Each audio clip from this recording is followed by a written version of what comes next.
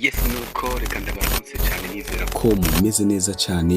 Ijwi numva ni Didman Pro, ndakubwira ati karibu cyane, kandi nkwibutse gushobora gufite na subscribe ndetse ugire na follow ku mbuga zose zitandukanye dusanzwe dukoresha. Neza na neza ikiganiro ni right now, ikiganiro kiguha amakuru buri kanya, amakuru ameze neza na neza. Ubona ko kenshi tugaruka ku baririmbyi b'abarundi haruhande yo kuba abarizwa hariya mu bihugu vya Burayi. Turavugana cyane hariya mu gihugu ca Belgique, ariho yatanguriye igiteramo ciwe ca mbere, ariko araheza arabandaniriza igiteramo ciwe kigira kabiri hariya mu gisagara ca Lille hari mu gihugu c'Ubufaransa. Urabona ko yabandanirije igiteramo hariya muri Swiss, aho naho avuga ko ibintu byari bimeze neza cyane. Yes nuko ni DJ Fernando, ubona ko akomeza kuvugwa cyane muri ibi na biriya. DJ Fernando rero bikaba byabonetse ko yashoboye gushika muri ambasade canke mu buserukizi bw'u Burundi hariya mu gihugu ca Belgique, neza na neza muri Bruxelles, nkuko tubibona kuri screenshot yashoboye gukura ku rubuga rwa X.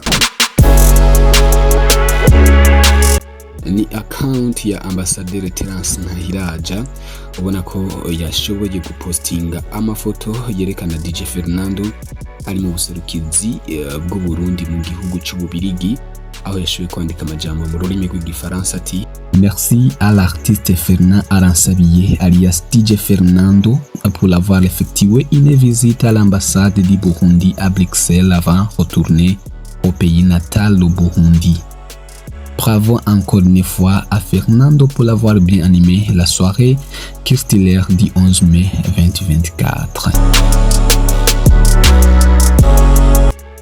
Ni DJ Fernando. Iyi screenshot ubona ko nawe yayizanye ku rubuga rwa Facebook, araheza arandika ati: Merci pour l'accueil, c'était un plaisir, que Dieu vous bénisse vraiment, vous êtes très cool.